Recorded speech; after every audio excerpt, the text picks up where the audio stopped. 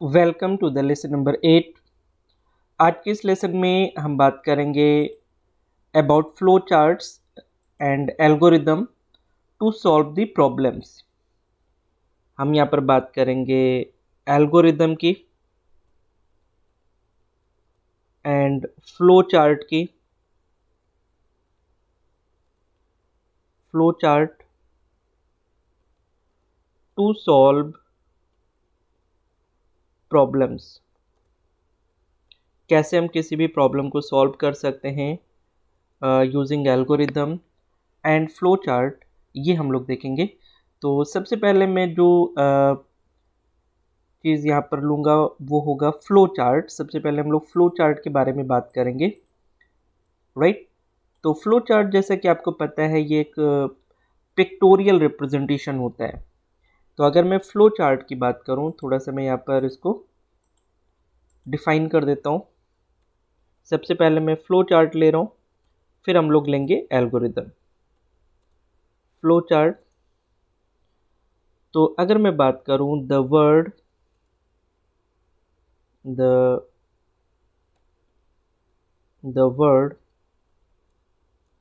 Flow chart itself defines that a diagram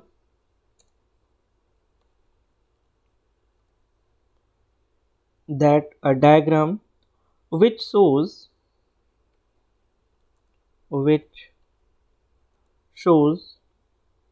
the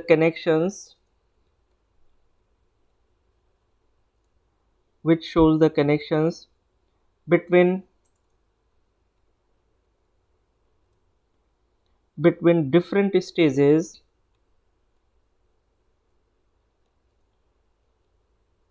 between different stages between different stages of a process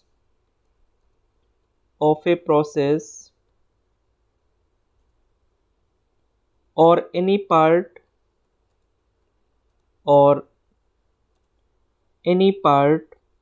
of a system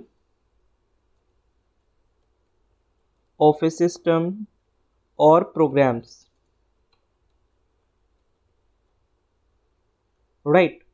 तो अगर flow chart की बात करें तो flow chart itself defines that a diagram which shows the connections, diagram जो कि connections दिखाता है different stages of a process के डिफरेंट स्टेजेस के बीच में कनेक्शंस दिखाता है, उसी को हम लोग फ्लो चार्ट कहते हैं। मतलब एक तरीके का एक पिक्टोरियल रिप्रेजेंटेशन होता है जिसमें जो प्रोसेस होता है, प्रोसेस के डिफरेंट स्टेजेस को हम लोग पिक्चर्स के माध्यम से दिखाते हैं और उसी को हम लोग फ्लो चार्ट कहते हैं। तो अगर मैं इसकी बात करूं फ्लो चार्ट की, तो it is also the graphical और पिक्टोरियल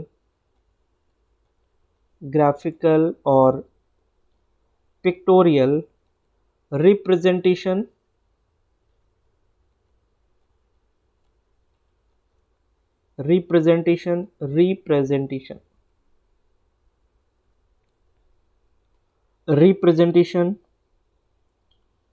ग्राफिकल और pictorial representation of N algorithm. जो भी एल्गोरिदम हम लोग बनाते हैं उसमें टेक्स्ट होती है और उस टेक्स्ट को अगर हम पिक्टोरियल में कन्वर्ट कर दें, that is the flow chart, right. तो जो भी एल्गोरिदम हम बनाते हैं उसको अगर हम ग्राफिकली रिप्रेजेंट करें या पिक्टोरियल रिप्रेजेंटेशन करें तो वो हमारा फ्लो चार्ट हो जाता है, ठीक है। और इसको हम लोग किस तरीके से रिप्रेजेंट करते हैं, with the help of different with the help of different symbols with the help of different symbols, comma shapes, different symbols, comma shapes, and arrows, and arrow. हम लोग एरो भी यूज़ करते हैं, शेप्स भी use करते हैं और symbols भी यूज़ करते हैं। ठीक है, तो इन सिंबल्स और शेप्स के बारे में थोड़ा सा यहाँ पर हम लोग एक ओवरव्यू लेंगे। जो सिंबल्स एनसी के द्वारा आइडेंटिफाइड है, ठीक है ना। एनसी मतलब अमेरिकन नेशनल स्टैंडर्ड इंस्टीट्यूट, इसके द्वारा जो जो आइडेंटिफाइड है सिंबल्स, वो सारे हम लोग यहाँ पर स्टडी करेंगे। ठीक है, तो यहाँ पर अगर मैं बात करूँ all the flow chart symbol, all the flow chart symbols which are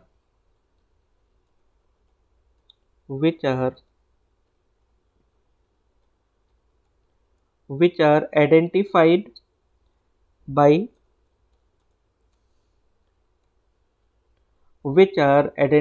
by ANSI, American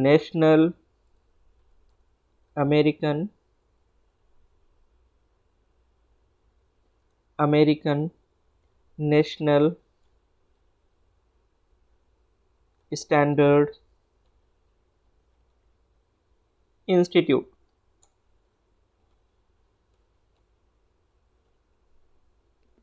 Right. All the flowchart symbols which are identified by ANSI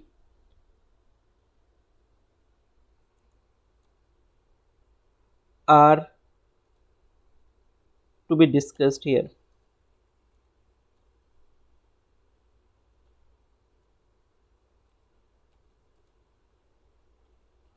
ठीक है, तो ऐसे सारे सिंबल्स जो एनसी के द्वारा आइडेंटिफाइड हैं, वो सारे सिंबल्स हम लोग यहाँ पर डिस्कस करेंगे। तो कौन कौन से सिंबल्स हैं जिनको हम लोग यहाँ पर देखेंगे। तो सबसे पहले हम बात करेंगे टर्मिनल के बारे में। एक सिंबल होता है जिसको हम लोग कहते हैं टर्मिनल। राइट, क्या कहते हैं? टर्मिनल या ओवल भी कहते हैं इसको। ठीक है, इसको हम लोग क्या कहते हैं?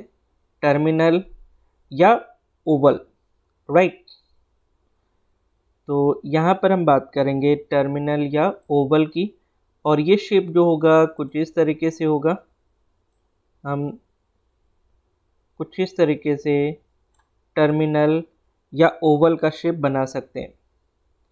राइट, तो अगर मैं बात करूं यहाँ पर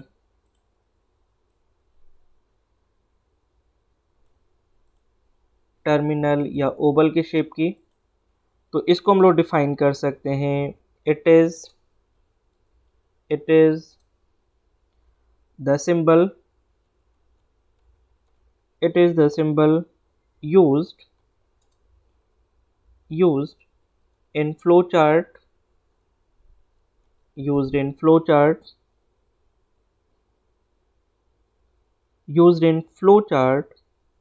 to display the begin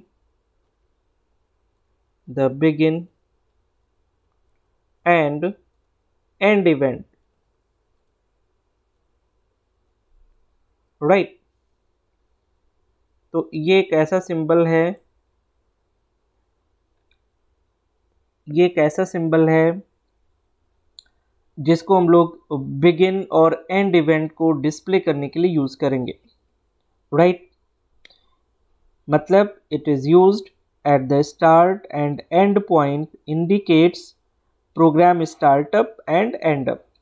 programme कब शुरू हुआ और कब ख़त्म हुआ, उसके लिए हम लोग इसको यूज़ करते हैं। ये जो टर्मिनल या ओवल शेप है ना, ये जो टर्मिनल या ओवल शेप है, इसको हम लोग इसी पर्पस के लिए यूज़ करते हैं। ठीक है। जो नेक्स्ट सिंबल है वो है इनपुट आउटपुट। अगर मैं नेक्स्ट सिंबल की बात करूं तो वो है इनपुट आउटपुट।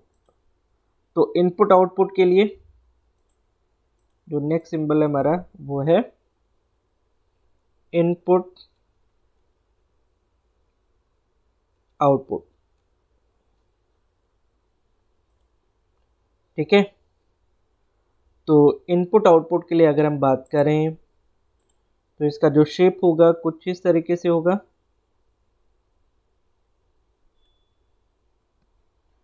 ठीक है। तो अगर मैं इसकी बात करूं, it is another flowchart symbol.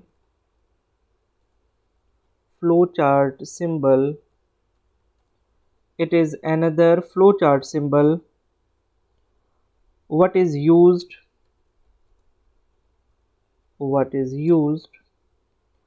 to take input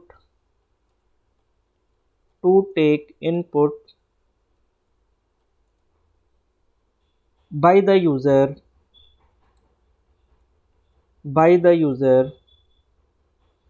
in the variable declared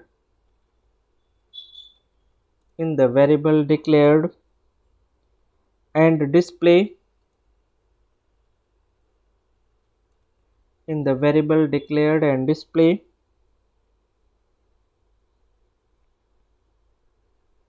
in the variable declared and display the value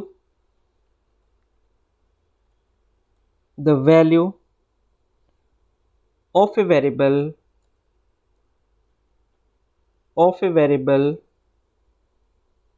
in the program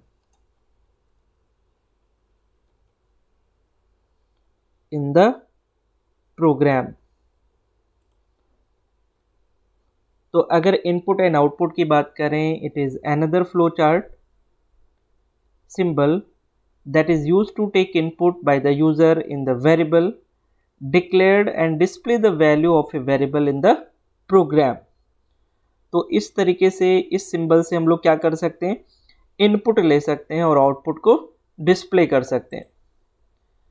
तो मैं नेक्स्ट अगर बात करूं, that is the processing. Next जो हमारा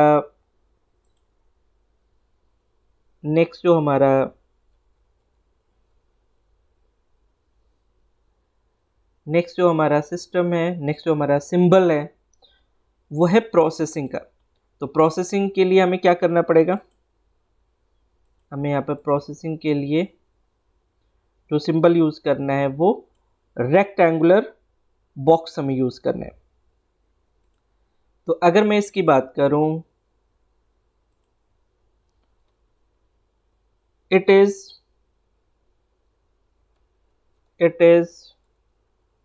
the symbol what is used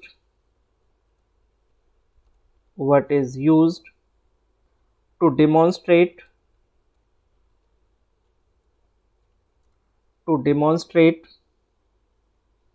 the processing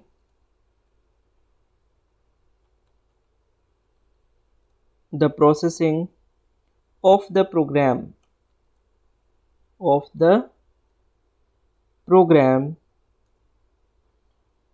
तो इसको हम लोग किस लिए यूज करते हैं, अगर हमें प्रोसेसिंग को डिमॉन्स्ट्रेट करना हो। ठीक है। तो अगर हमें प्रोसेसिंग को डिमॉन्स्ट्रेट करना होगा तो हमें सिंपल यूज करना है रेक्टेंगुलर बॉक्स, राइट। इसके बाद में नेक्स्ट आता है हमारा डिसीजन बॉक्स।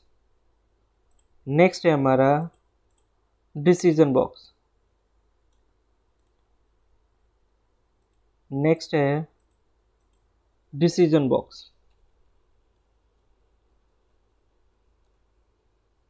राइट, अगर डिसीजन बॉक्स की बात करें तो यहाँ पर हमें यूज़ करना है डायमंड।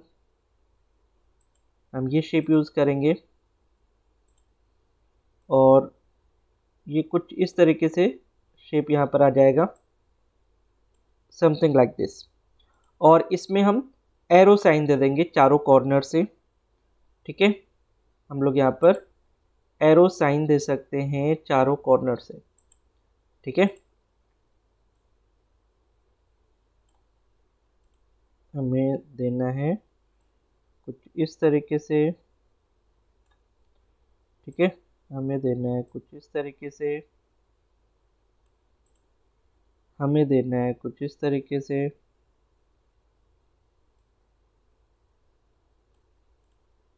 हमें देना है कुछ इस तरीके से। ठीक है, तो ये क्या है, हमारा डिसीजन बॉक्स है। ये किस लिए यूज़ किया जाता है? अगर मैं इसकी बात करूं तो सबसे पहले it is in the diamond shape. ये डायमंड शेप में होता है। It is in the diamond shape what is used to place a condition, what is used to place a condition in the program,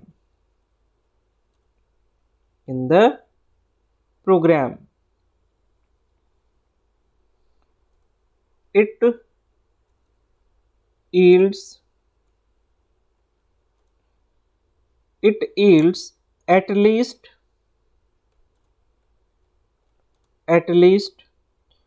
two ways for the program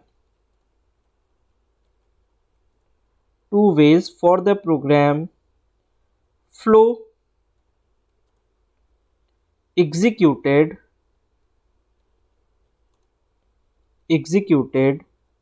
as the condition states, as the condition states. The control flow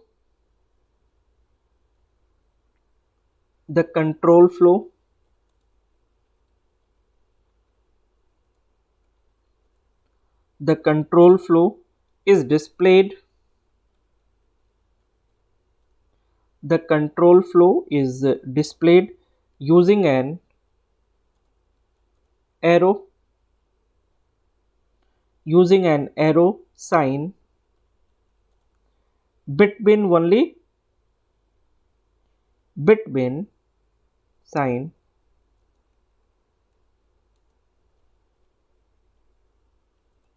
between only one can be executed.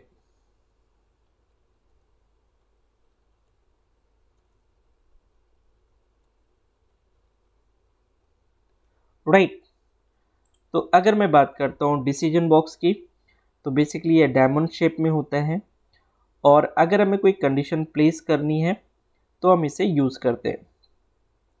ठीक है, ये basically दो तरीके से flow of executions को करता है। अगर कंडीशन ट्रू है तो उसके अकॉर्डिंग रिजल्ट देता है, अगर कंडीशन फॉल्स है तो उसके अकॉर्डिंग रिजल्ट देता है। राइट, तो डिसीजन बॉक्स डिसीजंस लेने में मदद करता है। नेक्स्ट जो हमारा सिंबल है that is the flow lines. Next जो सिंबल है that is the flow lines. ठीक है, तो इसमें हम लोग क्या करते हैं, एरो यूज करते हैं।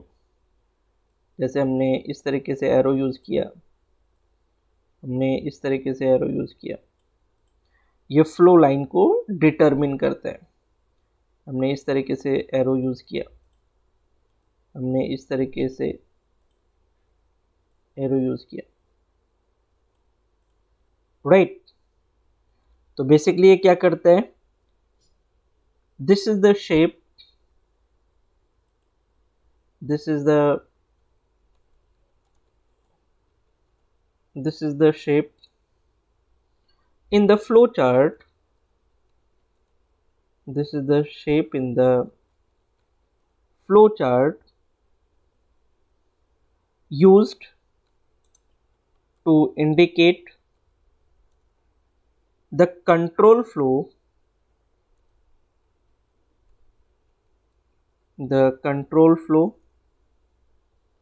of the program,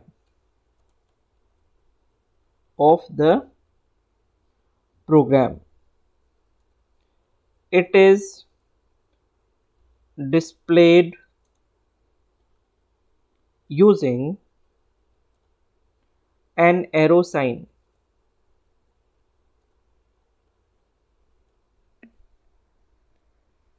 It is displayed using an arrow sign, right? तो अगर control flow of the program की बात करें तो हम लोग एरो शेप यूज करके इसको डिनोट कर सकते हैं, राइट। नेक्स्ट जो आता है वो है एंट्री कनेक्टर। नेक्स्ट शेप की अगर मैं बात करूं, that is the entry connector. ये सारे जो शेप हैं ये एनसी के द्वारा, अमेरिकन नेशनल इंस्टीट्यूट के द्वारा आइडेंटिफाइड है, ठीक है। तो ये सारे शेप्स हम लोग को यूज़ करने हैं। एंट्री कनेक्टर, ठीक है। एंट्री कनेक्टर सिंपल हम लोग सर्कल से रिप्रेजेंट करते हैं,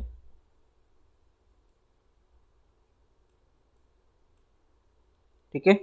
एंट्री कनेक्टर हम लोग सिंपली सर्कल से रिप्रेजेंट करते हैं। और बेसिकली अगर इसको डिफाइन करें,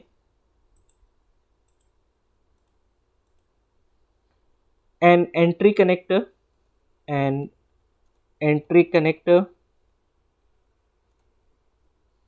in the flow chart is made at the connecting point,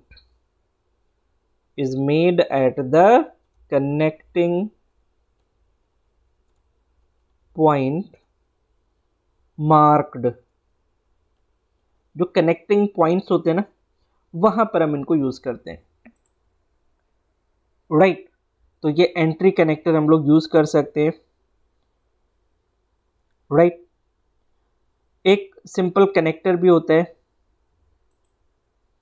अगर मैं बात करूं, एक सिंपल कनेक्टर भी होता है,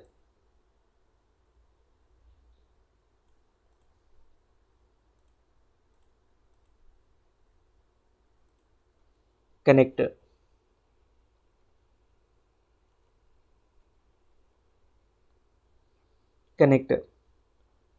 ठीक है। तो अगर मैं इसकी बात करूं तो ये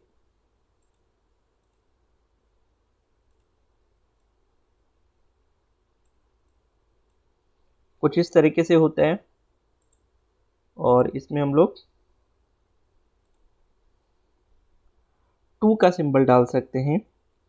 और ये basically it is the another shape of flow chart that is used to concatenate the flow of the program from one page to the another page, ठीक है। जैसे कि अगर हम कोई फ्लो चार्ट बना रहे हैं और वो फ्लो चार्ट एक पेज से दूसरे पेज में जंप कर जाता है, एक पेज में कंप्लीट नहीं होता है, तो हम लोग कनेक्टर को यूज करेंगे, राइट। तो अगर मैं यहां पर बात करूं, it is another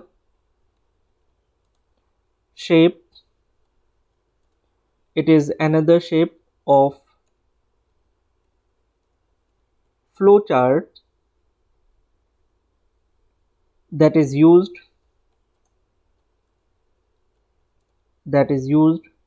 to concatenate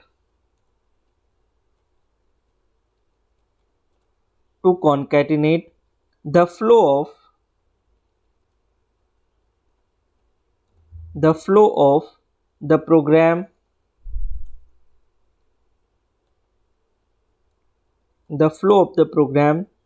from one page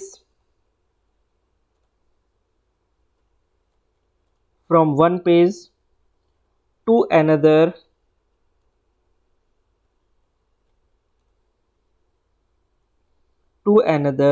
following with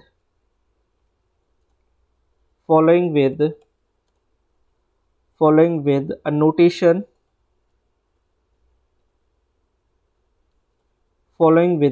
notation containing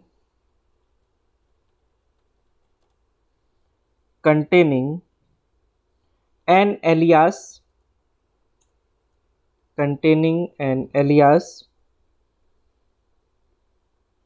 and at the second page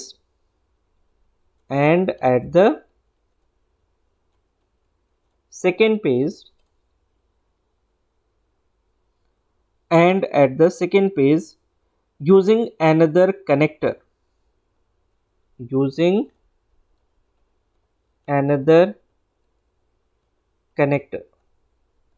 right. तो अगर कोई भी फ्लो चार्ट हम बना रहे हैं, वो एक पेज में नहीं आ रहा है, हमें दूसरे पेज पे जंप करना है, तो हम कनेक्टर यूज़ कर सकते हैं, राइट। तो ये कुछ फ्लो चार्ट के सिंबल्स हैं जिनको हम लोग यहाँ पर यूज़ करेंगे, राइट। अब यहाँ पर कुछ बेसिक कंस्ट्रक्शंस रूल है। अगर हमें फ्लो चार्ट बनाने हैं तो उसके हमारे पास कुछ रूल्स हैं, उनको भी हम लोग यहाँ पर थोड़ा स्टडी करेंगे। तो few basic constructions flow chart rules, few basic construction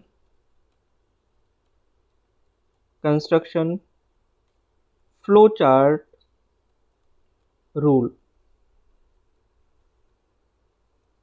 right. तो जो पहला रूल है वो है each flow chart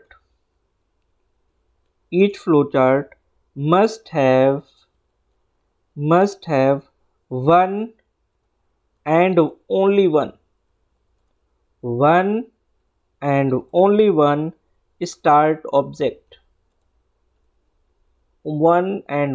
one start object, ठीक है। सिर्फ और सिर्फ एक ही स्टार्ट ऑब्जेक्ट होना चाहिए। सेकेंड जो रूल है, the flow of control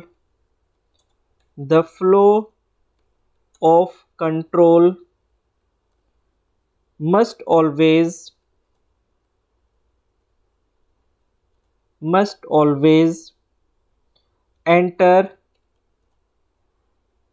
always enter an object from the top, ठीक है। हमेशा जो कंट्रोल का फ्लो होगा टॉप से ही स्टार्ट होना चाहिए, ठीक है। थर्ड है, the flow of control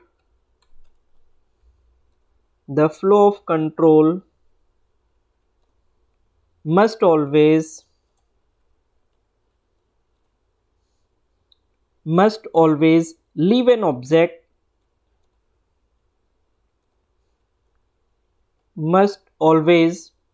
leave an object from the bottom, okay. हमें नीचे से एक ऑब्जेक्ट को हमेशा छोड़ना है, ठीक है। तो ये आपका फ्लो ऑफ कंट्रोल कैसे होगा उसके बारे में हमें इन चीजों का ध्यान रखना है। नेक्स्ट हमें ध्यान रखना है, जो फोर्थ पॉइंट है, go from left to right and top to bottom while constructing while constructing while constructing while constructing flowchart while constructing flowchart right जब भी हम फ्लो चार्ट बनाएंगे तो हमें लेफ्ट से राइट जाना है या टॉप से बॉटम जाना है राइट तो हमें इन चीजों को फॉलो करना है ओके नेक्स्ट जो बात ध्यान में रखनी है वो है the flow of control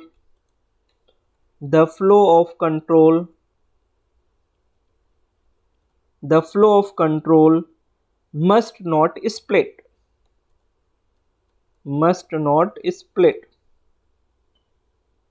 right split नहीं होना चाहिए ठीक है डिवाइड नहीं करना है हमें कॉन्टिन्यूअस वे में फ्लो ऑफ कंट्रोल को बनाना है ठीक है तो ये सारे रूल्स हैं जो हमें फॉलो करने हैं जब भी हम फ्लो चार्ट बनाएंगे राइट तो अभी हम एक फ्लो चार्ट बना करके देखते हैं आगे के लेसन्स में भी हम लोग फ्लो चार्ट के बारे में कुछ और एप्लीकेशंस पर बात करेंगे ठीक है तो यहाँ पर मैं सबसे पहले एक बहुत ही सिंपल सा फ्लो चार्ट बनाने जा रहा हूँ हम लोग आ जाते हैं यहाँ पर और एक बहुत ही सिंपल फ्लो चार्ट हम लोग बनाएंगे हम लोग देखेंगे greater value between two values ठीक है हम दो वैल्यूज देंगे और उसमें ग्रेटर वैल्यू को हमें फाइंड आउट करना है ठीक है ना तो जो एग्जाम्पल फर्स्ट है जो हम लोग फर्स्ट एप्लीकेशन यहाँ पर फ्लो चार्ट देखने जा रहे हैं अगर एग्जाम्पल 1 की बात करें राइट तो क्या है हमारा justifying greater value between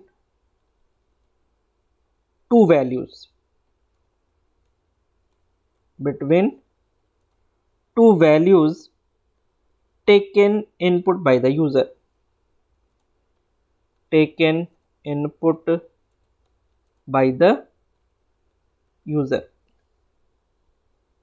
okay तो सबसे पहला काम क्या करना पड़ेगा हमें स्टार्ट करना है ठीक है और फिर रीड करना है तो यहाँ पर हम लोग सिंबल्स को थोड़ा सा एक बार देख लेते हैं तो अगर हमें स्टार्ट करना है तो हमें क्या करना पड़ेगा टर्मिनल या ओवल शेप यूज करना पड़ेगा because it is the symbol used in flow chart to display the begin and end event तो यहाँ पर हमें क्या करना है हमें यहाँ पर स्टार्ट करना है तो हमें सबसे पहला काम क्या करना पड़ेगा हमें ओवल शेप लेना है ठीक है तो यहाँ पर हम लोग आ जाएंगे हम लेंगे ओवल शेप यहाँ पर करेंगे स्टार्ट क्या करेंगे स्टार्ट करेंगे ओके हम लोग इसमें करेंगे स्टार्ट हम लोग यहाँ पर करेंगे स्टार्ट ठीक है फिर उसके बाद में हम लोग रीड करेंगे ए और बी को रीड करेंगे तो नेक्स्ट हमारा क्या था सिंबल नेक्स्ट जो हमारा सिंबल था वो था इनपुट आउटपुट मतलब हमें इनपुट देना है हमें क्या करना है इनपुट देना है राइट तो हम लोग क्या करेंगे यहाँ पर इनपुट देंगे तो इनपुट के लिए हमें कौन सा सिंबल यूज करना है हमें यूज करना है ये वाला सिंबल ठीक है और यहाँ पर हम लोग इस सिंबल को यूज करेंगे ठीक है और यहाँ पर हम करेंगे रीड ए कॉमा बी ठीक है हम लोग क्या करेंगे रीड ए कॉमा बी ए और बी को हम लोग क्या करेंगे, रीड करेंगे,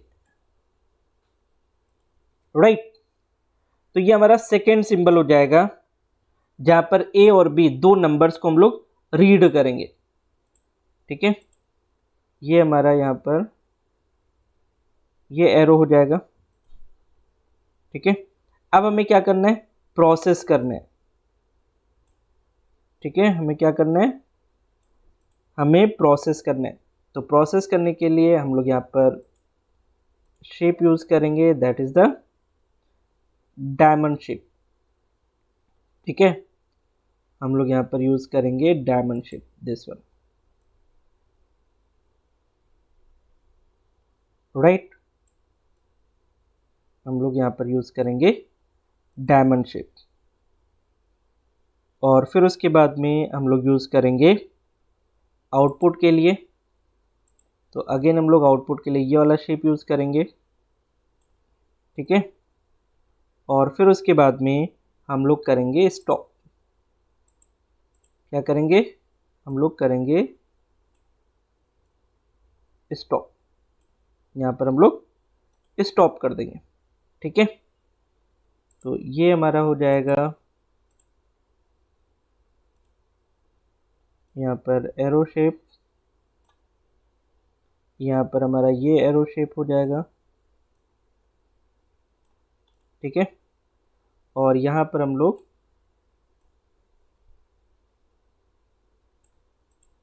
लिखेंगे if A greater than B.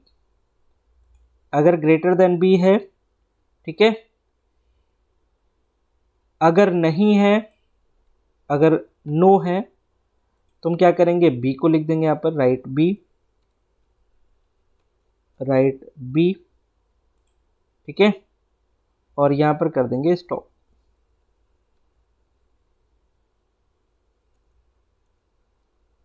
क्या कर देंगे, स्टॉप, ओके। और अगर है, अगर यस है,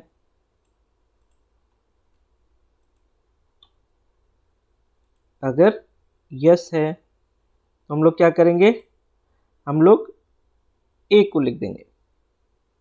मतलब हमें लेना पड़ेगा यहाँ पर इनपुट के लिए ये वाला, आउटपुट के लिए, कि हमें इनपुट आउटपुट के लिए यही बॉक्स लेना है, ठीक है। तो इसमें हम लोग लिख देंगे राइट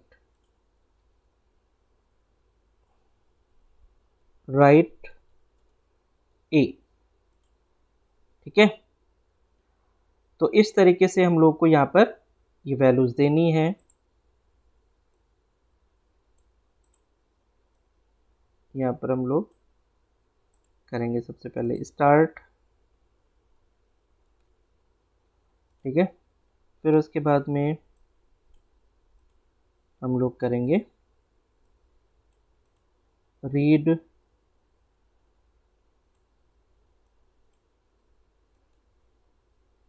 यहाँ पर हम लोग करेंगे रीड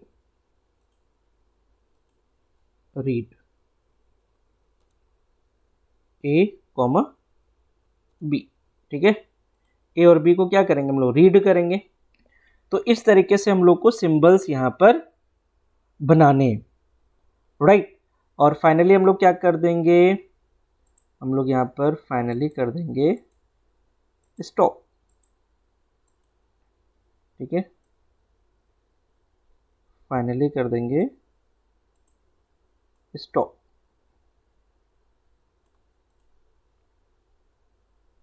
फाइनली यहाँ पर कर देंगे स्टॉप, ठीक है। तो ये हो जाएगा हमारा फ्लो चार्ट अगर हमें दो नंबर्स को कंपेयर करना है, राइट। तो इस फ्लो चार्ट को आपको बना करके देखना है। अभी हम आगे आने वाले लेसन्स में और भी फ्लो चार्ट बना करके देखेंगे, ठीक है। तो इसमें हम लोगों ने सबसे पहले स्टार्ट किया है, फिर उसके बाद में ए और बी को रीड किया है, फिर कंपेयर किया है। अगर ए बी से बड़ा है, ठीक है, तो ए लिख देंगे। अगर नहीं है तो बी लिख देंगे और स्टॉप कर देंगे। ठीक है, तो ये सिंपल पिक्टोरियल रिप्रेजेंटेशन है दो नंबर्स को कंपेयर करने का। ठीक है, तो आज के इस लेसन में हम लोग इतना ही रखेंगे। मिलते हैं कल एक नए लेसन में। So thank you so much for watching this lesson. Thank you.